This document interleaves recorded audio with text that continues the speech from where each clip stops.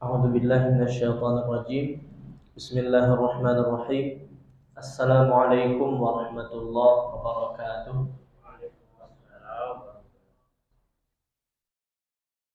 الحمد لله الحمد لله الذي خلق السماوات والأرض وجعل الظلمات والنور ثم الذين كفروا بربهم يعدلون. أشهد أن لا إله إلا الله وحده لا شريك له وأشهد أن محمدا عبده ورسوله. يا أيها الذين آمنوا اتقوا الله حق تقاته ولا تموتن إلا وأنتم مسلمون. يا أيها الناس اتقوا ربكم الذي خلقكم من نفس واحدة وخلق منها زوجها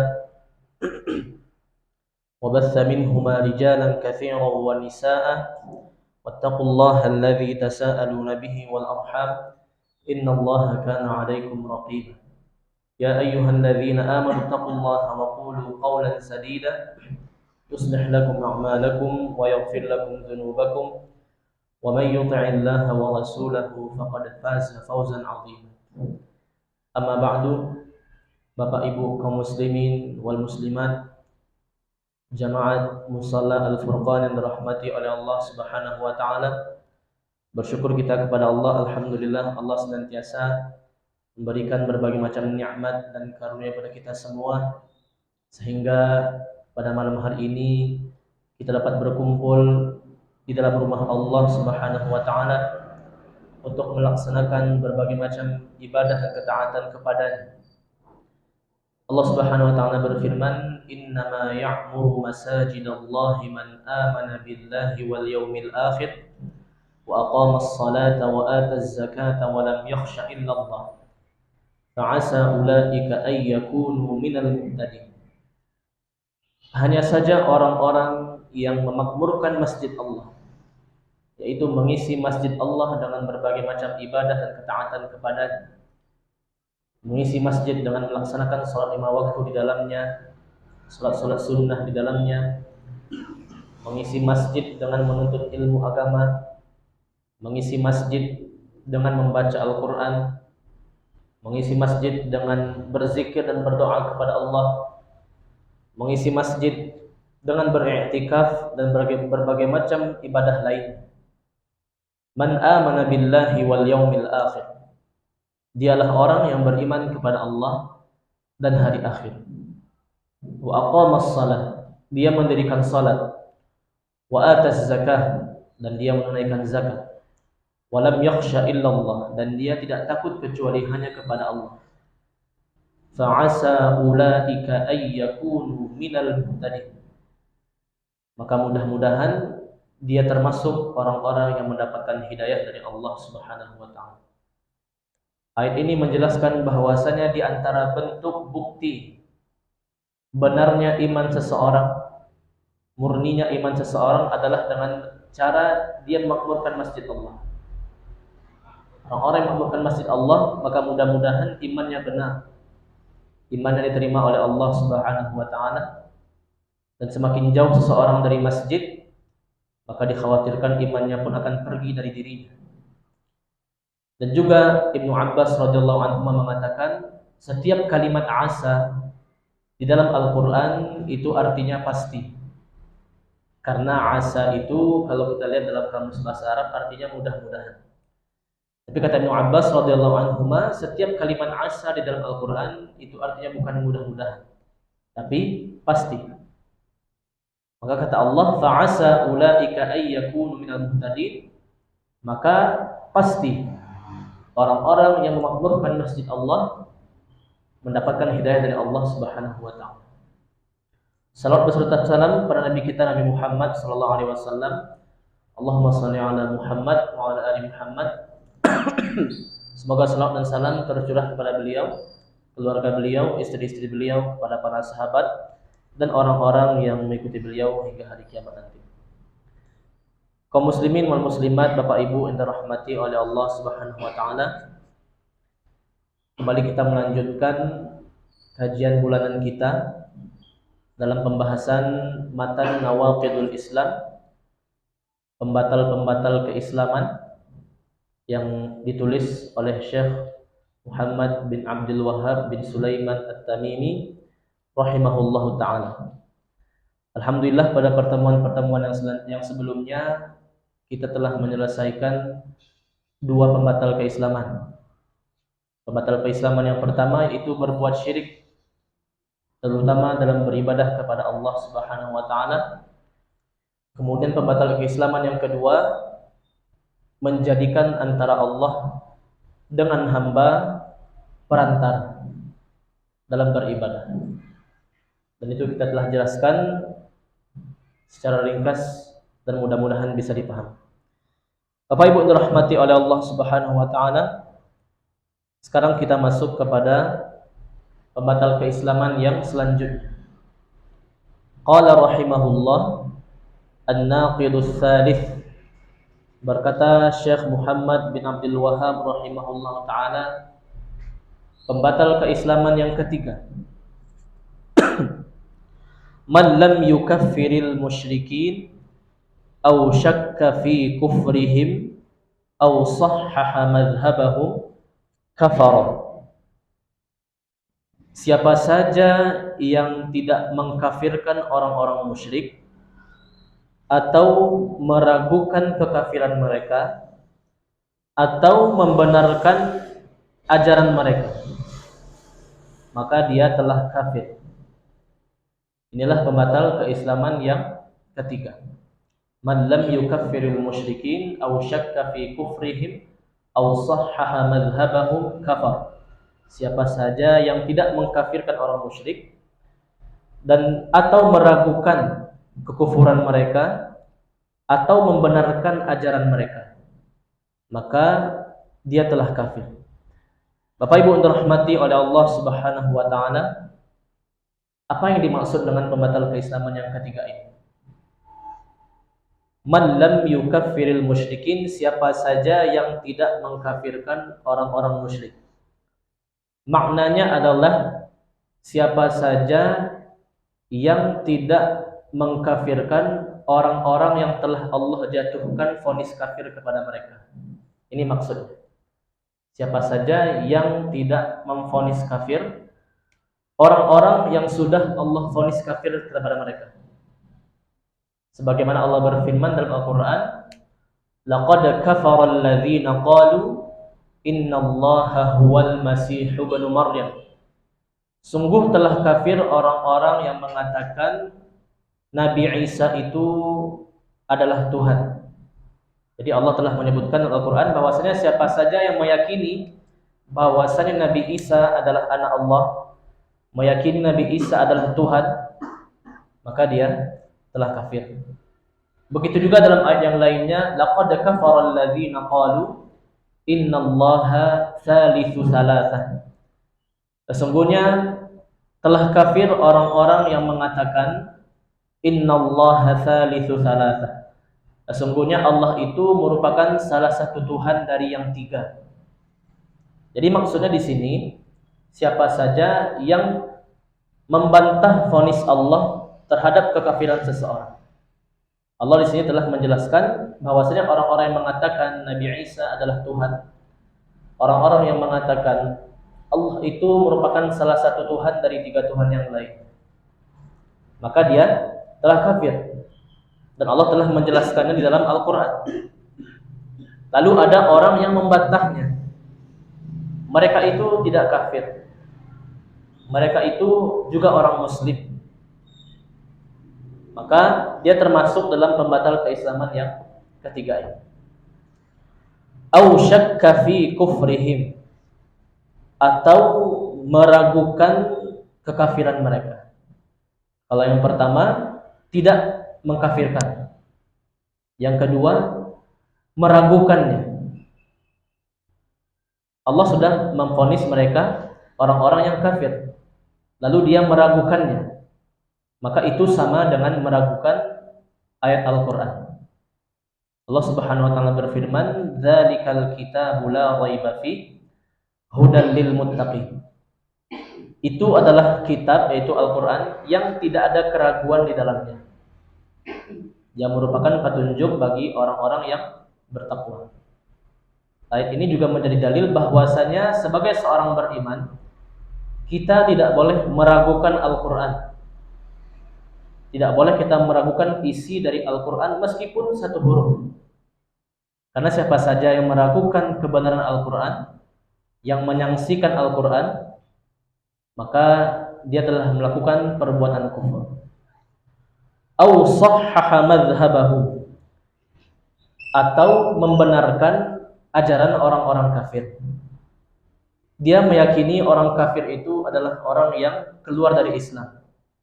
Dia meyakini bahwasanya mereka berada di luar Islam. Tapi ternyata dia membenarkan ajaran dari agama lain. Kalau bahasa sekarangnya pluralisme dalam masalah agama. Agama itu sama, tidak ada bedanya. Tidak boleh satu agama mengklaim dia yang paling benar, dia yang paling betul. Pemahaman seperti ini bisa membawa seseorang ke dalam kekufuran. Dia meyakini orang kafir itu kafir di luar Islam, dan dia meyakini bahwasanya Allah betul-betul mengkafirkan mereka. Tapi secara ajaran dia menerima. Tidak masalah mereka menyembah selain Allah. Semua agama itu mengajarkan kebenaran, mengajarkan akhlak yang baik, mengajarkan budi pekerti yang baik. Maka dia juga termasuk dalam pembatal keislaman yang ketiga ini. Karena Allah mengatakan innad dina 'indallahil Islam. Satu-satunya agama yang Allah terima adalah agama Islam. Tidak ada agama lain yang Allah ridhai. Al-yawma akmaltu lakum dinakum wa atmamtu 'alaikum ni'mati wa raditu lakumul Islam dinan. Pada hari ini telah aku sempurnakan untukmu agamamu. Begitu juga aku telah sempurnakan nikmatku atas kalian. Dan aku telah meridhai Islam sebagai agamamu. Allah juga berfirman, "Wa may yabtaghi ghairal islami dinan falan yuqbala minhu." Barang siapa yang menjadikan agama selain Islam sebagai kepercayaannya, sebagai agamanya, falan yuqbala minhu, maka apapun amalannya tidak akan Allah terima. Wa huwa fil akhirati minal khasirin. Dan di hari kiamat dia termasuk orang-orang yang merugi. Jadi inilah pembatal keislaman yang ketiga. Orang-orang yang tidak mengkafirkan orang musyrikin yang sudah Allah vonis kafir kepada mereka di dalam Al-Quran, atau meragukan kekafiran mereka, atau membenarkan ajaran dari agama mereka.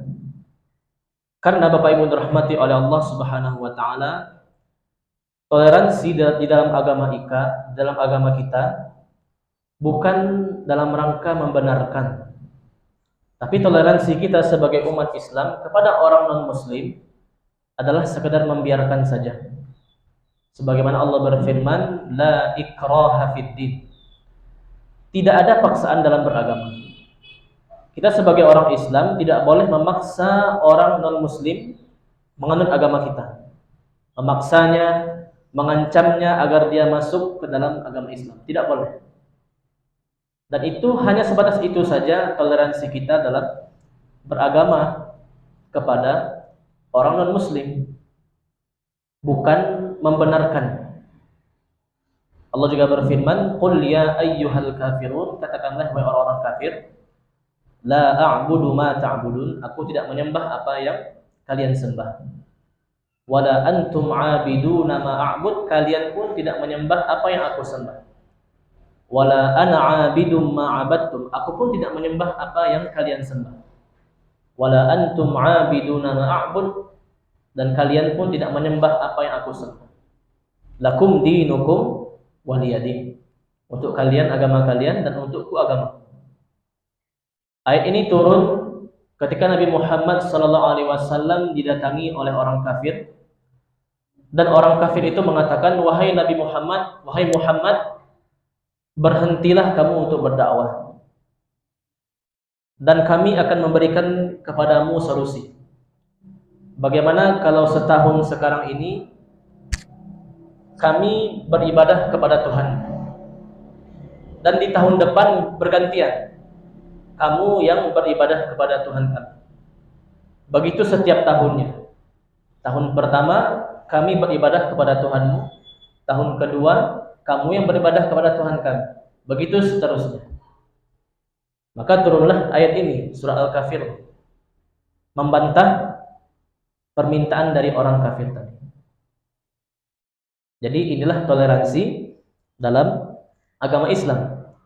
Kita hanya membiarkan mereka berada di dalam agama mereka. Tidak boleh kita mengusiknya, tidak boleh kita mengganggunya, dan juga kita tidak boleh memaksa mereka masuk ke dalam agama Islam. Akan tetapi toleransi itu wujudnya bukan dalam bentuk menyukai perbuatan mereka, membenarkan ajaran mereka, atau justru ikut serta merayakan hari raya mereka. Itu bukan toleransi. Justru itu sudah masuk ke dalam tasyabbuh, menyerupai perbuatan orang kafir. Nabi SAW bersabda, "Man tasyabbaha biqaumin fahuwa minhum." Barang siapa yang menyerupai suatu kaum, maka seolah-olah dia sudah bagian dari mereka. Allah juga berfirman, "Ya ayyuhalladzina amanu la tattakhidul yahuda wan nasara awliya." Wahai orang-orang beriman, janganlah kamu menjadikan orang-orang Yahudi dan orang-orang Nasrani sebagai wali, sebagai teman dekat, sebagai penolong, sebagai pemimpin. Ba'duhum awliya'u ba'd. Karena mereka orang Yahudi dan Nasrani menjadi penolong bagi sesama mereka. Wa may yatawallahum minkum fa innahu minhum. Barang siapa yang bertawalli kepada mereka, artinya mencintai agama mereka, membenarkan apa yang mereka lakukan, dan menolong mereka untuk memerangi kaum muslimin, fahuwa minhum, maka dia telah termasuk kepada golongan mereka, yaitu golongan Yahudi dan Nasrani. Maka dari pembatal keislaman yang ketiga ini dilarang bagi kita 3 hal. Yang pertama, tidak mengkafirkan orang-orang yang sudah Allah kafirkan di dalam Al-Quran. Yang kedua, kita tidak boleh meragukan kekufuran mereka. Dan yang ketiga, kita sebagai umat Islam tidak boleh membenarkan sedikit pun ajaran dari agama selain Islam. Adapun toleransi kita hanya sebatas membiarkan mereka berada di dalam ajaran mereka, tanpa membenarkan sedikit pun ajaran dari agama selain Islam. Dan juga kita tidak boleh untuk memaksa mereka masuk ke dalam agama Islam. Dan juga toleransi ini tidak menghalangi kita untuk berbuat baik kepada orang-orang kafir, selagi orang kafir tersebut tidak memerangi kaum muslimin. Allah Subhanahu wa taala berfirman, "La yanhaakumullahu 'anil ladzina lam yuqatilukum fid din wa lam yukhrijukum min diyarikum an tabarruhum wa tuqsitu ilaihim. Innallaha yuhibbul muqsitin." Allah tidak pernah melarang kalian, wahai kaum muslimin, untuk berbuat baik dan berlaku adil kepada orang-orang kafir yang tidak memerangimu dan tidak mengeluarkanmu dari negerimu. Jadi kalau orang kafir tersebut hidup damai bersama umat Islam, maka kewajiban kita pun adalah menjaga perdamaian tadi. Bukan berarti karena mereka orang kafir halal darah mereka. Bukan berarti karena mereka orang kafir halal harta mereka. Bukan berarti kalau mereka kafir halal kehormatan mereka. Tidak boleh. Dan bahkan dalam sebuah hadis Nabi Muhammad SAW bersabda, "Man qatala mu'ahadan lam yarah raihatal jannah." Barang siapa yang membunuh kafir mu'ahad. Kafir mu'ahad ini orang kafir yang hidup damai bersama orang Islam. Lam yarah raihatal jannah, maka sungguh di hari kiamat dia tidak akan mencium bau surga. Membunuh orang kafir, padahal mereka kafir, padahal mereka ingkar kepada Allah, padahal mereka menyembah kepada selain Allah. Selagi orang kafir tadi hidup damai, tidak mengganggu kaum muslimin, tidak memerangi kaum muslimin, hidup dengan aman dan tentram, maka kewajiban kita adalah menjaga ketentraman tadi, menjaga kedamaian tadi. Bukan berarti karena mereka orang kafir maka semena-mena kita kepada orang kafir. Allah melanjutkan, innama yanhakumullah 'anil ladzina qataluukum fid din wa akhrajuukum min diyarikum wa dhaharu 'ala ikhrajikum an tawallawhum. Hanya saja Allah melarang kamu berbuat baik kepada orang kafir, 'anil ladzina qataluukum fid din, yang mana orang kafir tadi memerangi kalian, wa akhrajuukum min diyarikum, dan orang kafir tadi mengusirmu dan menjajahmu, wa dhaharu 'ala ikhrajikum, dan mereka berupaya untuk mengusirmu dari negerimu. Ini disebut dengan orang kafir harbi, orang kafir yang memerangi kaum muslimin. Maka kalau orang kafir harbi ini justru kewajiban kita adalah berjihad melawan mereka. Tapi orang kafir yang hidup tenang, hidup damai, yang memiliki perjanjian dengan kaum muslimin untuk tidak berperang, maka kita pun harus berbuat baik kepada mereka dan harus berbuat adil terhadap hak-hak mereka. Jadi inilah toleransi dalam agama Islam, hanya sekadar membiarkan dan tidak memaksa mereka masuk ke dalam Islam. Akan tetapi kita juga harus berbuat baik dan berakhlak kepada mereka, yaitu mereka-mereka yang tidak memerangi kaum muslimin. Dan juga kewajiban kita kaum muslimin adalah mendakwahkan mereka, mengajak mereka kepada agama yang benar. Ud'u ila sabili rabbika bil hikmah wal mau'izatil hasanah wajadilhum billati hiya ahsan. Ajaklah, berdakwahlah kamu kepada seruan Allah, kepada jalan Allah, bil hikmah, dengan penuh hikmah, dengan penuh bijaksana, dengan penuh santun, wal mau'izatil hasanah, dan memberikan pelajaran atau teguran yang baik, wajadilhum billati hiya ahsan, dan kalau mereka mengajakmu berdiskusi, berdebat, maka berdiskusilah dan berdebatlah dengan cara yang baik. Allah juga berfirman, wala tujadilu ahlal kitab illa billati hiya ahsan illa alladzina zalamu minhum. Maka berdiskusilah kamu dan berdebatlah kamu dengan ahli kitab dengan debat yang baik, dengan diskusi yang baik. Ini kepada ahli kitab, kepada orang kafir yang mereka menyembah selain Allah. Kita diperintahkan oleh Allah untuk berdiskusi dan berdebat dengan mereka dengan debat yang baik, dengan diskusi yang baik. Illal ladzina zalamu minhum, kecuali orang-orang yang aniaya di antara mereka, yaitu orang-orang yang memerangi kaum muslimin. Maka inilah pembatal keislaman yang ketiga. Dilarang bagi kita untuk tidak mengkafirkan orang musyrik yang dikafirkan oleh Allah, dan tidak boleh bagi kita untuk meragukan kekafiran mereka, dan juga kita tidak boleh membenarkan ajaran mereka. Bapak Ibu dirahmati oleh Allah Subhanahu wa taala. Kemudian pembatal keislaman yang selanjutnya, an-naqidur rabi', pembatal keislaman yang keempat. Man i'taqada anna ghaira hadyin nabiy sallallahu alaihi wasallam akmalu min hadyihi aw hukma ghairihi ahsanu min hukmihi kalladzina yufaddiluna hukma at-tawaghiti ala hukmihi fahuwa kafir.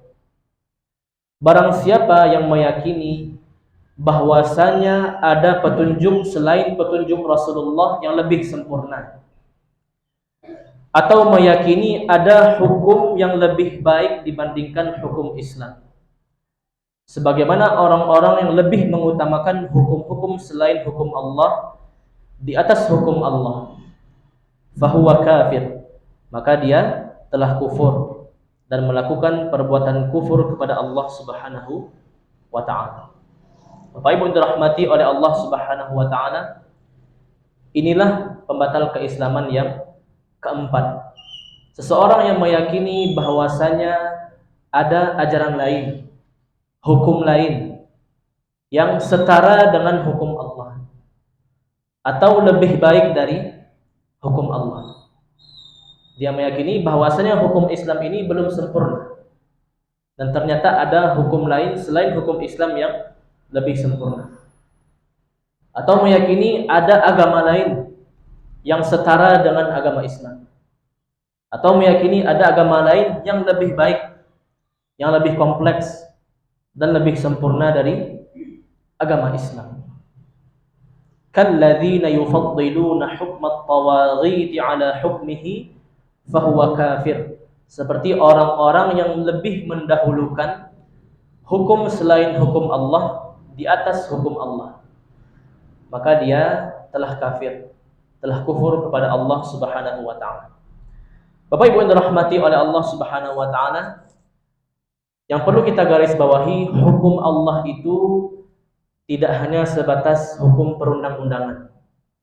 Hukum Allah itu tidak hanya sebatas hukum pencuri apa hukumannya, orang yang berzina apa hukumannya, orang yang murtad apa hukumnya, orang yang korupsi apa hukumnya, orang yang homoseks apa hukumnya. Tidak.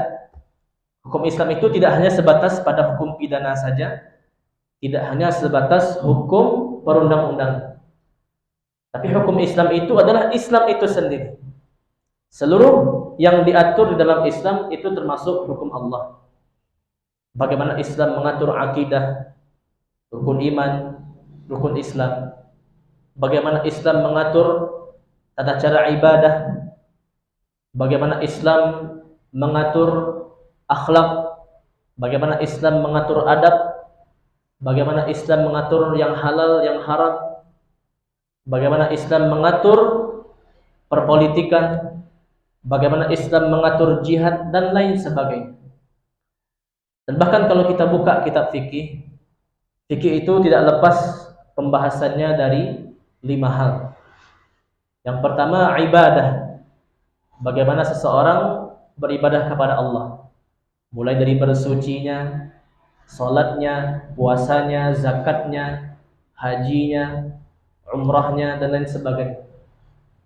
Kemudian pembahasan yang kedua, pembahasan masalah muamalah, masalah berjual beli, masalah sewa menyewa, masalah riba, hutang piutang, hibah, hadiah, berwasiat, ya, pinjam meminjam, titip menitip dan lain sebagainya dari perkara muamalah. Itu juga termasuk pembahasan fikih. Kemudian yang ketiga pembahasan munakahat, seputar hukum pernikahan. Mulai dari melamarnya, akadnya bagaimana, maharnya bagaimana, bagaimana siapa saja yang berhak disebut dengan sebagai wali, siapa saja yang berhak menjadi saksi, bagaimana hukum perceraian, bagaimana masa iddah, bagaimana hukum rujuk, bagaimana hukum-hukum selainnya, hukum-hukum lainnya yang mengatur masalah pernikahan. Kemudian pembahasan yang selanjutnya al-at'imah wal ashribah. Makanan dan minuman. Mana yang halal bagi kita, mana yang haram bagi kita, kapan makanan tersebut menjadi bangkai, kapan makanan tersebut halal untuk dimakan, apa saja yang boleh diburu, apa saja yang boleh disembelih dan lain sebagainya. Kemudian yang kelima masalah faraid, masalah warisan. Bagaimana Islam mengatur warisan, siapa saja yang menjadi berhak menjadi ahli waris. Kalau yang laki-laki, anak laki-laki berapa bagiannya? Kalau anak perempuan berapa bagiannya? Orang tua laki-laki berapa bagiannya? Orang tua perempuan bagaimana bagiannya? Istri berapa bagiannya? Suami berapa bagiannya? Kalau si istri punya anak berapa bagian suami? Kalau istri tidak punya anak berapa bagian suami? Begitu juga sebaliknya, bagaimana kalau suami meninggal dia punya anak berapa bagian istri? Bagaimana kalau suami meninggal tidak punya anak berapa bagian istri? Itu semua diatur di dalam Islam. Siapa saja yang menganggap hukum Islam ini belum sempurna, baik perkara akidahnya, perkara ibadahnya, perkara muamalahnya, perkara halal dan haramnya, perkara nikahnya, perkara warisnya, perkara politiknya, perkara jihadnya dan lain sebagainya, dia anggap belum sempurna. Dan ternyata dia menganggap ada agama lain atau ajaran lain atau hukum lain yang setara dengan Islam atau lebih baik dari Islam. Maka sebenarnya dia telah terjatuh dalam perkara yang bisa membatalkan keislaman. Karena Allah berfirman, "Inil hukmu illa lillah." Hukum itu semuanya kembali kepada Allah. Hanya Allah yang berhak memutuskan hukum bagi hamba-hambanya. Adapun hukum yang dibuat oleh manusia, seperti hukum adat istiadat, hukum setempat, maka itu dikembalikan kepada syariat Islam. Kalau hukum yang dibuat tadi bersesuaian dengan hukum Islam atau tidak bertentangan dengan hukum Islam, maka baru bisa dipakai. Sebagaimana kaidah mengatakan al-'adah muhakkamah. Adat istiadat itu bisa dipakai sebagai hukum dengan catatan dia sesuai dengan syariat Islam atau minimal tidak bertentangan dengan syariat Islam. Akan tapi kalau hukum buatan manusia tadi tidak sesuai dengan syariat Islam, menghalalkan apa yang Allah haramkan atau mengharamkan apa yang Allah halalkan, atau bertentangan dengan hukum Islam atau tidak bersesuaian dengan hukum Islam, maka hukum tadi tidak berguna. Dan hukum tadi seandainya dipakai, maka seorang berdosa dan dia tidak lebih utama dibandingkan hukum Islam. Sebagaimana Nabi Muhammad SAW bersabda, al-Islamu ya'lu wa la yu'la alaih.